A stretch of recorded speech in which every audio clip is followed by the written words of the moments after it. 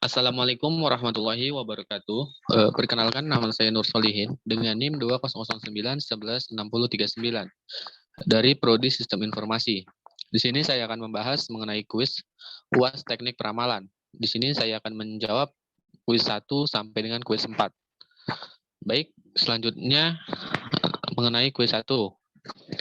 Untuk soal pertama, perhatikan data pada materi di atas. Cek stationary data di atas dan berikan alasan mengapa data tersebut tidak bisa disebut stationary atau bisa disebut stationary. Jika data tersebut bukan stationary, buatlah data tersebut menjadi stationary dengan teknik differencing. Cek apakah data di atas termasuk white noise atau bukan. Baik, selanjutnya kita langsung membahas untuk data pertama, yaitu jumlah pendaftar sekolah. Untuk jumlah pendaftar sekolah ini bisa kita sebut sebagai stationary karena merupakan rata-rata konstan dan juga memiliki standar defisiasi konstan. Namun data ini bukan merupakan white noise. Baik, selanjutnya untuk data kedua. Data kedua ini masuk ke dalam bentuk bukan stationary. Mengapa? Karena di sini data sebelumnya kita harus ubah dulu agar menjadi stationary. Di sebelah kiri yaitu data sebelum diubah, dan sebelah kanan data setelah diubah menjadi stationary. Lanjut ke data ketiga. Di data ketiga ini jumlah penebangan pohon sama dengan data sebelumnya, yaitu kita harus mengubah data tersebut menjadi stationary. Yang dimana di sebelah kiri ini data masih awal yang belum diubah, dan di sebelah kanan data setelah diubah ke stationary. Baik, lanjut ke data keempat. Di data keempat ini bisa dikatakan stationary karena sudah memiliki standar defisiasi dan juga data keempat ini sudah memiliki rata-rata konstan dan standar defisiasi konstan. Lanjut ke data kelima. Di data kelima ini kita harus mengubah ke stationary. Jadi data yang di sebelah kiri ini data yang sebelum diubah ke stationary, dan yang kanan data setelah diubah ke stationary. Baik, selanjutnya kita akan membahas mengenai soal kuis kedua. Pertanyaannya, mengapa Arima tidak perlu menggunakan data stationary? Jelaskan secara detail.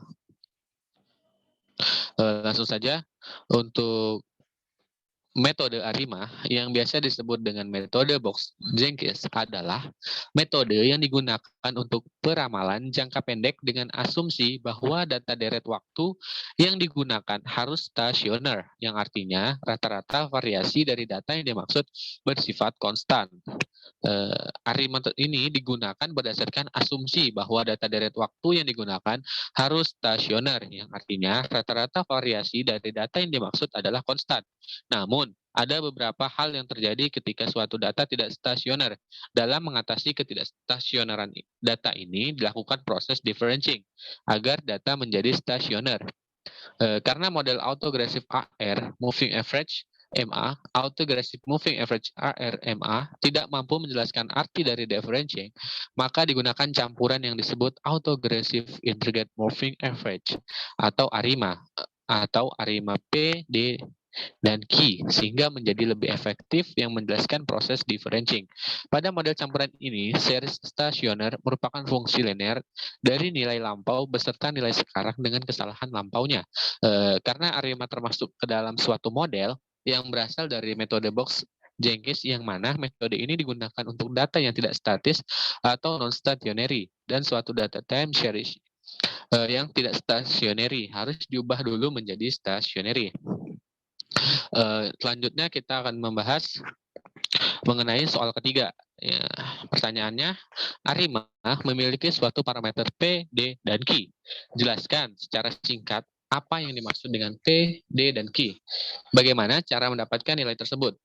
Baik, di sini saya akan menjawab mengenai penjelasan mengenai parameter P, D, dan Q. Parameter P ini adalah orde untuk proses autoaggressive AR. Sementara parameter D merupakan orde yang menyatakan banyaknya proses diferensi yang dilakukan pada data time, series yang tidak stasioner. Parameter Q adalah orde yang menyatakan proses moving average. Bagaimana kita mendapatkan nilai tersebut? Yang pertama itu dengan cara membuat grafik atau data autokorelasi. Yang kedua, dengan membuat grafik autokorelasi parsial. Yang ketiga, dengan autocorrelation function atau AFC. Yang terakhir, dengan cara partial autocorrelation function. Baik, selanjutnya kita ke soal terakhir, ini soal nomor 4. Perhatikan data pada materi di atas dari data di atas. Tentukan mana yang bukan tim series dan mana yang disebut tim series. Tentukan jenis tim series apakah univariate atau multivariate. Untuk menjawab data pertama, pada data pertama dapat kita lihat bahwa data tersebut bukan tim series dikarenakan tidak ada variabel yang ketergantungan dengan tahun kuartal pada pemasukan toko ABC. Kita lanjut ke data kedua. Di data kedua ini bisa dilihat bahwa data tersebut merupakan tim series musiman. Karena penyemaian pada bulan sebelumnya bergantung pada iklim, jenis tim series pada data ini adalah univariate karena jumlah tangkapan ikan tergantung dari penyemaian bibit ikan. Selanjutnya pada data ketiga tidak dapat dikatakan tim series karena tidak adanya variabel yang bergantung pada umur. Untuk data keempat, yaitu penjualan rumah di kota A, B, C. Pada data 4, dikatakan tim series trend. Dan jenis tim seriesnya adalah multivariate, karena variabel yang ada pada data saling bergantung.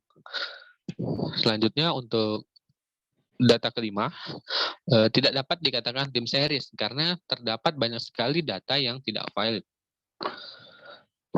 Untuk data yang terakhir, ya ini pada data ke-6, dapat dikatakan tim series adalah univariate, karena pada penjualan sering terjadinya naik turun pada bulan-bulan tertentu. Baik, mungkin itu saja pembahasan mengenai kuis teknik peramalan dari nomor 1 sampai nomor 4. Kurang lebihnya saya akhiri. Wabillahi taufik wal hidayah. Wassalamualaikum warahmatullahi wabarakatuh.